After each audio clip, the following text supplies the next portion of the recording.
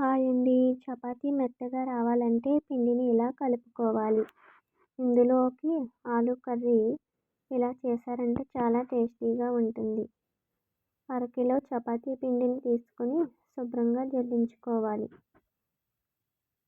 ఇప్పుడు ఒక spoon salt, కొద్దిగా వంట సోడా, చిన్న గ్లాస్ పాలు,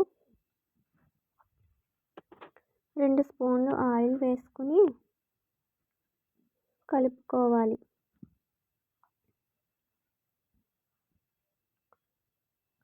పిండంతా బాగా కలుపుకొని ఇందులోకి కొంచెం కొంచెంగా వాటర్ వేసుకొని బాగా కలుపుకోవాలి.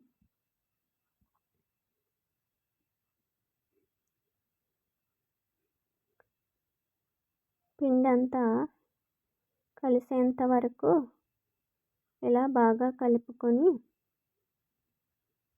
ఇప్పుడు ఈ పిండిని ఒక 10 నిమిషాల పాటు ఇలా కలుపుకుంటే చపాతీలు చాలా మెత్తగా వస్తాయి.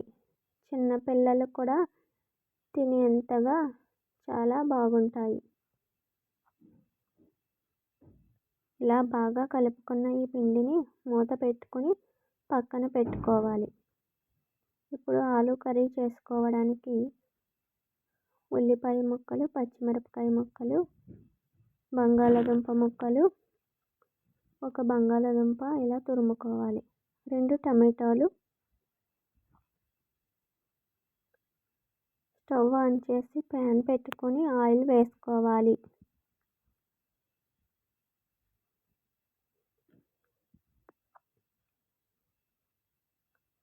ఇందులోకి ఉల్లిపాయ ముక్కలు, పచ్చిమిరపకాయ ముక్కలు వేసుకొని వేయించుకోవాలి.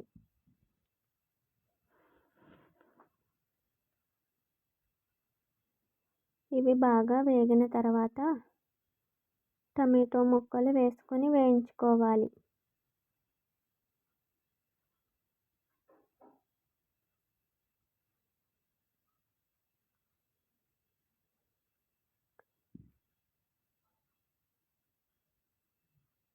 ఇందులోకి మసాలా కోసం ఒక స్పూన్ జీలకర్ర, కొద్దిగా అల్లం, 4 వెల్లుల్లి రెబ్బలు, ఒక యాలక్కాయ, 2 లవంగాలు, కొద్దిగా దాల్చిన చెక్క వేసుకొని పేస్ట్ చేసుకోవాలి.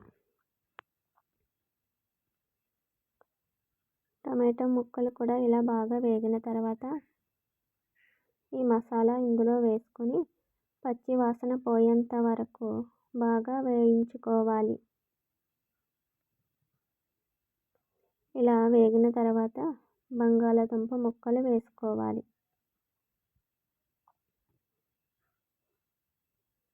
బంగాళాదుంప ముక్కలు వేసుకొని ఇలా బాగా కలుపుకొని మూత పెట్టుకోవాలి. ఇప్పుడు ఇవి బాగా మగ్గనివ్వాలి.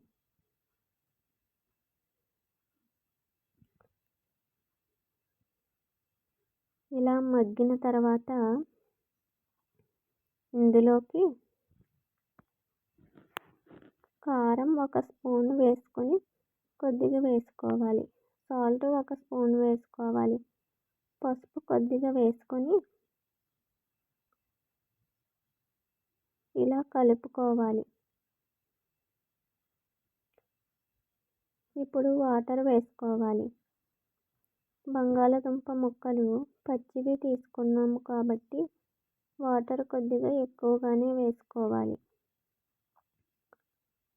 ఇలా ఒకసారి బాగా కలుపుకొని మూత పెట్టుకొని కొద్దిసేపు ఉడకనివ్వాలి. ఇలా ఉడికిన తర్వాత మనం తురిమి పెట్టుకున్న బంగాళాదుంప తురుము ఇందులో వేసుకొని కలుపుకోవాలి. బంగాళాదుంప తురుము మనం వేసుకునేటప్పుడు తురుముకొని వేసుకుంటే కలర్ మారకుండా ఉంటుంది. ఇప్పుడు మూత పెట్టుకొని కొద్దిసేపు ఉడకనివ్వాలి. ఇలా ఉడికిన తర్వాత ఉప్పు సరిపోయిందో లేదో చూసుకొని వేసుకొని కలుపుకోవాలి. ఇప్పుడు స్టవ్ ఆఫ్ చేసుకుంటే బంగాళదుంప కూర రెడీ. బంగాళదుంప కూర ఇలా చేశారంటే చాలా టేస్టీగా ఉంటుంది. ఇప్పుడు మనం ముందుగా కలిపి పెట్టుకున్న ఈ చపాతీ పిండి ఇలా మెత్తగా అయిన తర్వాత చపాతీలు చేసుకోవాలి. ఇప్పుడు కొద్దిగా పొడిపిండి వేసుకొని చపాతీ పిండిని ఇలా బాల్స్లా చేసుకొని చపాతీలు చేసుకోవాలి.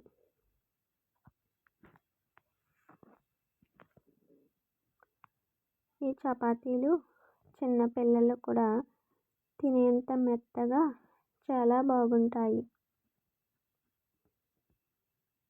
చపాతీలు ఇలా పలుచగా చేసుకుంటే మెత్తగా ఉంటాయి, పొంగుతాయి.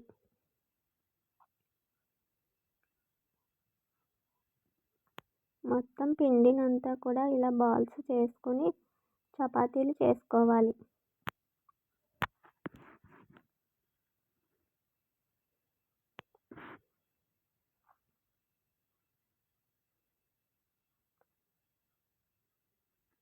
చపాతీలు మొత్తం అన్నీ చేసుకున్నాక ఇప్పుడు కాల్చుకుందాం.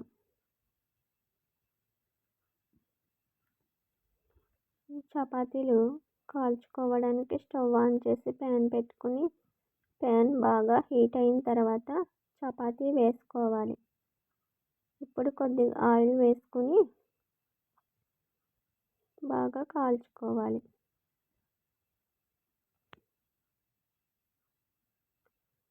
ఇలా బాగా కాలిన తర్వాత తిరగేసుకుని రెండో వైపు కూడా కాల్చుకోవాలి.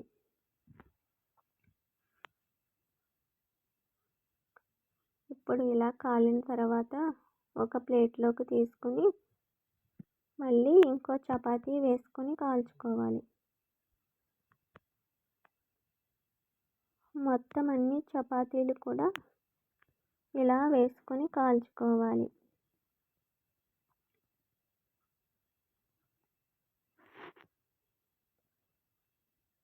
చపాతీలు కూడా రెడీ అయినాయి. ఇప్పుడు బంగాళదుంప కూరలో చపాతీలు తింటే చాలా టేస్టీగా ఉంటాయి. ఈ చపాతీలు అండ్ బంగాళదుంప కర్రీ మీకు నచ్చితే లైక్ చేసి, షేర్ చేసి, సబ్స్క్రైబ్ చేసుకోండి. మీరు ట్రై చేసి ఎలా ఉందో నాకు కామెంట్ చేయండి.